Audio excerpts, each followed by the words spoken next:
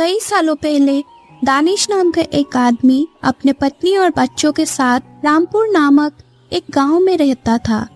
वो हर काम करने में सुस्त रहता था और अपने विरासत में मिली सारी संपत्ति बेचकर परिवार का भरण पोषण करता था।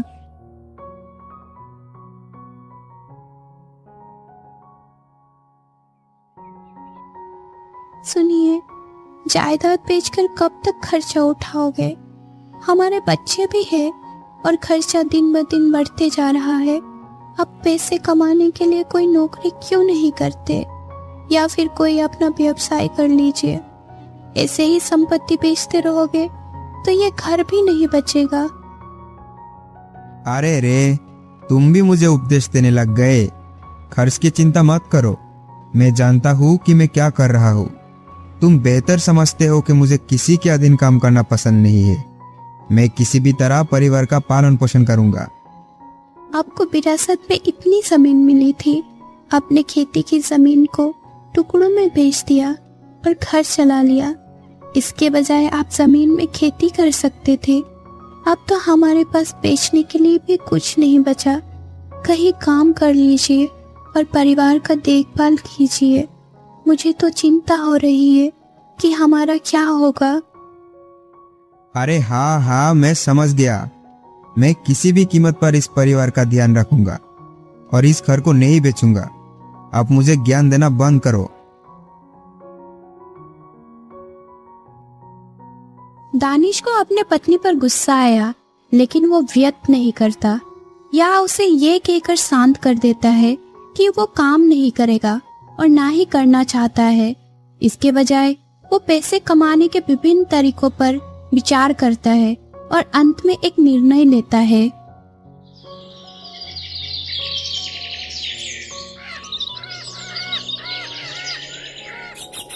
क्या खबर है दानिश? इस चलती धूप में तुम आ गए। तुम्हें देखकर तो मैं हैरान हो गया। मजाक बंद करो यार, मुझे तुमसे कुछ मदद चाहिए, इसलिए मैं सुबह से यहाँ हूँ। इसके अलावा और कोई कारण नहीं।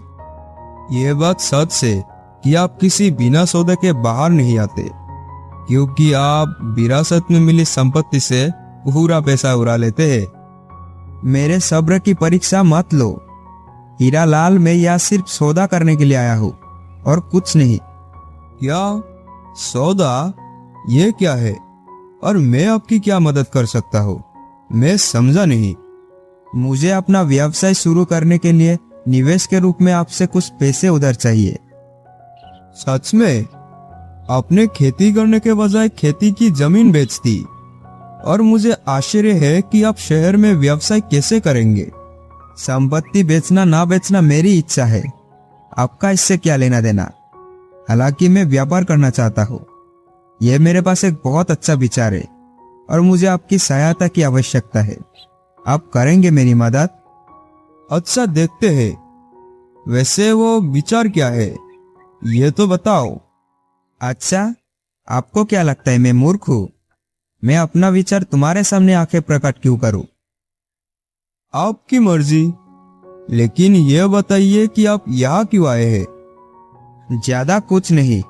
अगर आप अभी मुझे 10,000 रुपए दे सकते हैं तो मैं इस महीने के अंत तक 40,000 रुपए वापस कर दूंगा।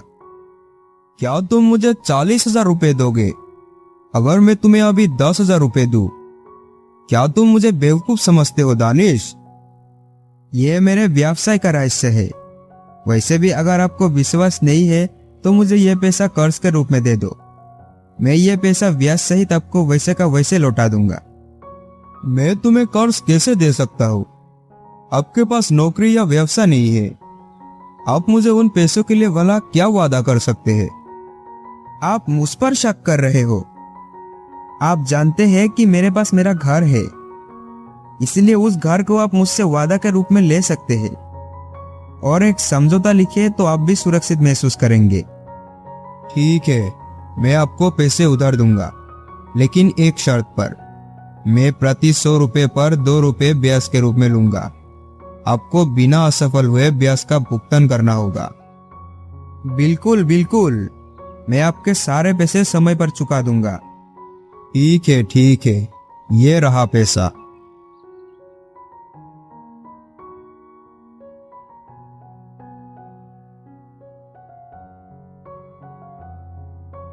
दानिश खुशी खुशी वहां से चला गया।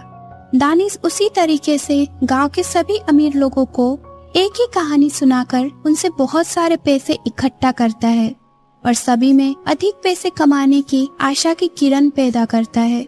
दिन के अंत में वो अपने घर लौटता है और अपने पत्नी अपर्णा से जाकर कहता है,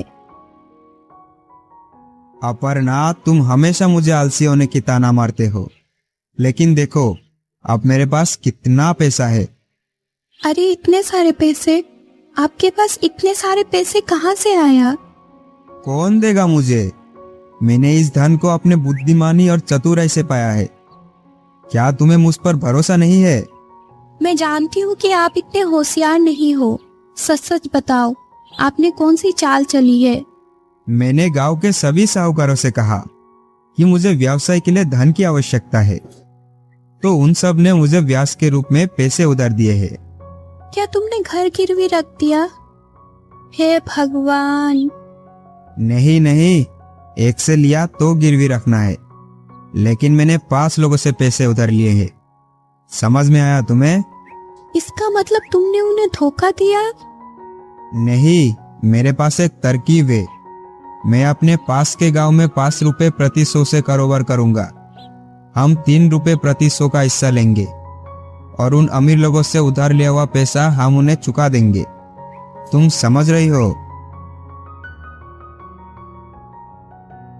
ये क्या कह रहे हो? आसपास के गांव में व्यवसाय करोगे? क्या आपको लगता है ये संभव है? उन सभी लोगों को ये पैसे कैसे लौटाओगे? अभी हमारे पास ये घर तो है, लगता है ये भी बिक जाएगा। मुझे पता है कि मुझे क्या करना है। मुझे सुझाव मत दो। मैं पास के गांव में जाकर अपने मित्र से मिलूंगा। छोड़ो, जाने दो। तुम्हें जो करना है करो।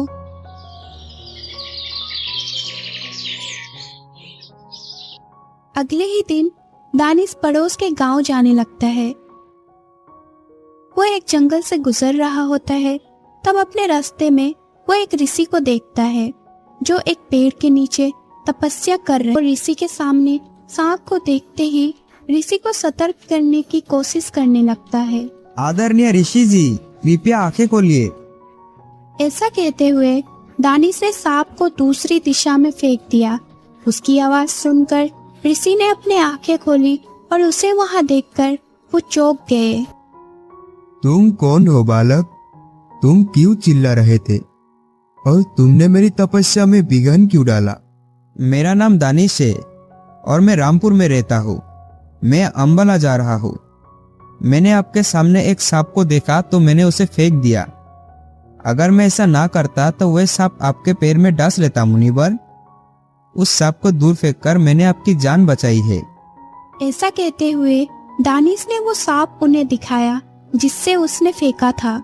दानिश के काम से प्रसन्न होकर ऋषि ने उससे कहा, बहुत अच्छे वत्स, तुमने अपनी जान जोखिम में डालकर मेरी जान बचाई, इसलिए तुम मुझसे कुछ भी मांग सकते हो। मैं अपनी सभी शक्तियों के साथ तुम्हारी इच्छा पूरी करूंगा वत्स। दानिश कुछ देर सोचता है, फिर हाथ में रखे रुपये की थैली की ओर इशारा करता है और अपनी इच्छा के बारे में ऋषि से बात करता है।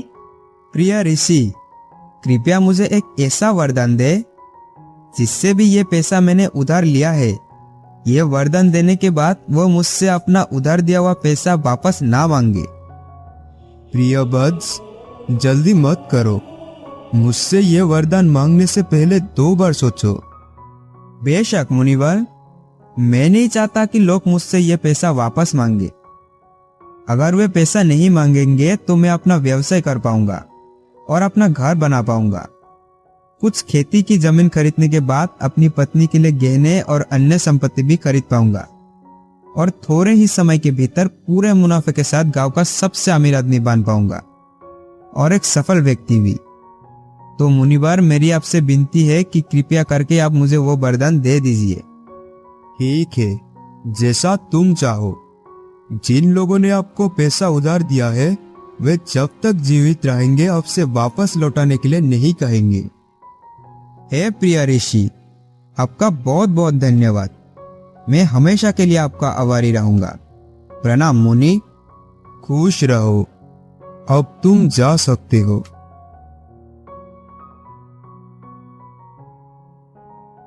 ऋषि से विदा लेने के बाद दानिश वरदान को लेकर काफी उत्साहित महसूस करता है और पास के गांव में अपने दोस्त हिमांशु से मिलने उसके घर जाता है।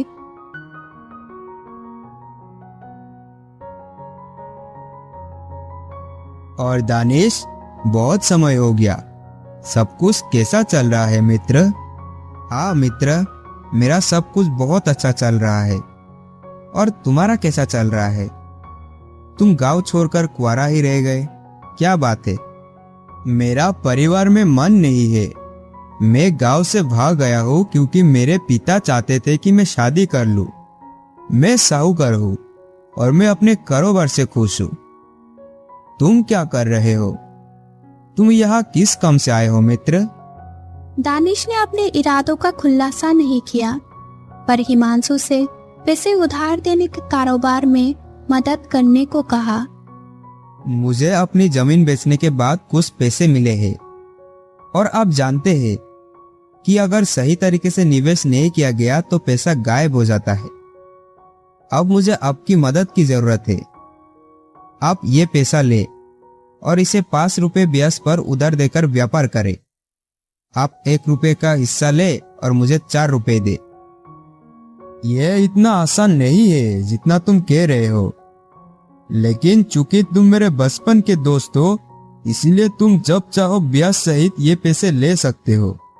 क्या ये ठीक है? हाँ हाँ, क्यों नहीं, जरूर। पर क्या किसी दस्तावेज पर आप ये सब नहीं लिखेंगे? क्या दानिश, तुम मुझ पर भरोसा नहीं करते? ठीक है, फिर इस पैसे को अपने पास ही रख लो, अगर कोई दस्तावेज की आवश्यकता है तो। ठीक है? अरे अरे ठीक है, ये पैसे ले जाओ और अपने पास रख लो।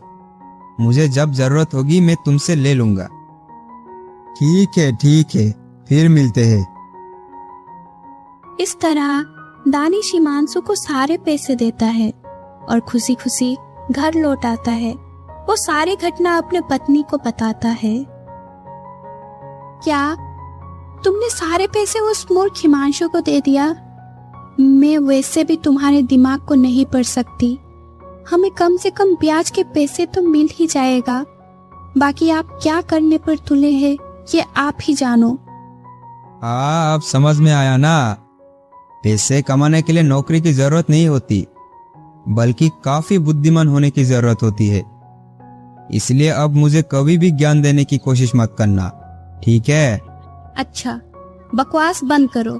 कड़ी मेहनत से बचने के लिए मुझे मनगढ़ंत कहानियां मत सुनाओ।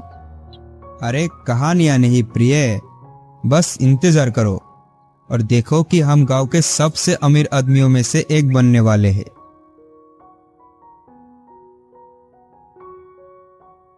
और कुछ इस तरह दानिश अपने व्यापार करने के विचार से उत्साहित महसूस करता है और सोचता है कि ऋषि के वरदान के कारण कोई साहूकार उससे पैसे वापस करने के लिए नहीं कहेगा। इस तरह से 5 साल बीत जाता है।